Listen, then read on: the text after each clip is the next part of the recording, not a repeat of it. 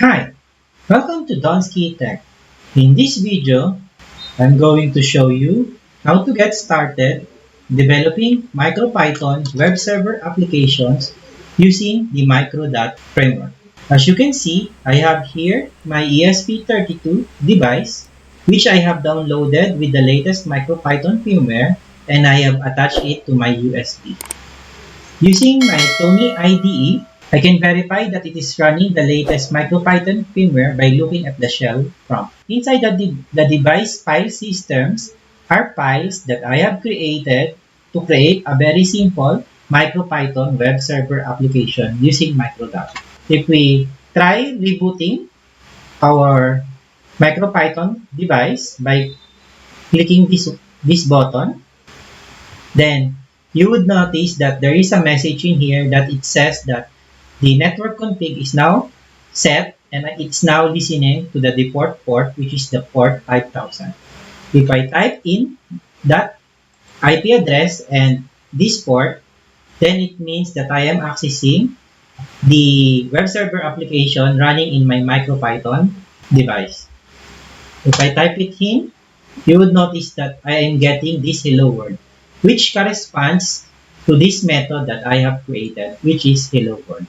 If I copy the same URL and I added another URL path, which is orders, you would notice that I have here a message called list of orders and my name, Donsky, and the list of my orders. So, what is exactly is MicroDot? MicroDot is a very minimalistic framework created by Miguel Greenberg and is inspired by Plus. If you try to Google search about how to create a MicroPython web server application, then you would notice that most of the top searches will tell you that they're using the socket programming of MicroPython. I am not saying that socket is bad.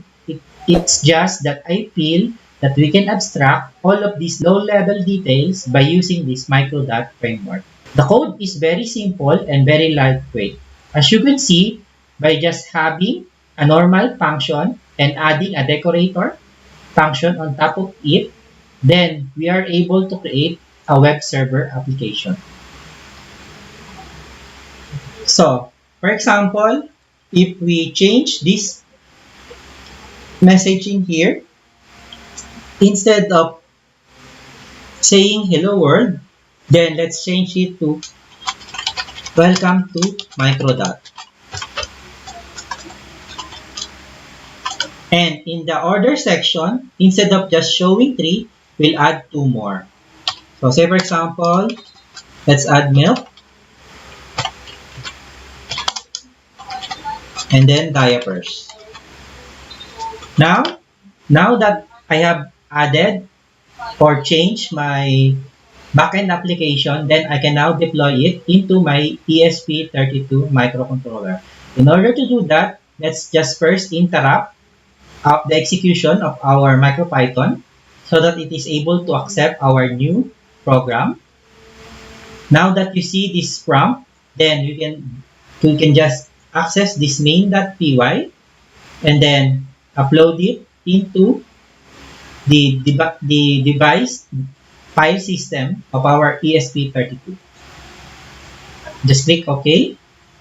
Now that I have uploaded the main.py, then we can try accessing the web server application again. But before we do that, let's just execute the soft reboot of our ESP32 MicroPython device. Okay, now that it is already listening again in port 5000, if we go into our web server application, and this is the original code, which is the hello world, and what we try now is to refresh our browser, then you would notice that it is saying that it is welcome to MicroDot. And now, if we try accessing the orders path, then we should be seeing the list of orders now updated with the 2 additional information that we have added in our backend code. Isn't this very simple and exciting? The write-up and code for this project is available in the description of this video. In my future video, I'll be using this MicroDot framework in developing Internet of Things projects. So, wait for it. I hope you learned something. Happy exploring!